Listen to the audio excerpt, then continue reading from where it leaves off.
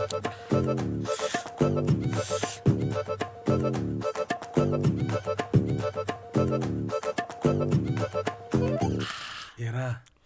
Taste నచ్చిందా?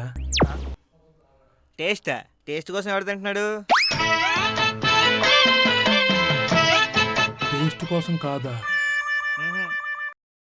మరంత ఆవేశంగా చేయించుకున్నావు. రే last time నువ్వు పప్పు మామిడికి ఏమేసి చేసావు గాని 4 రోజులు రాలే.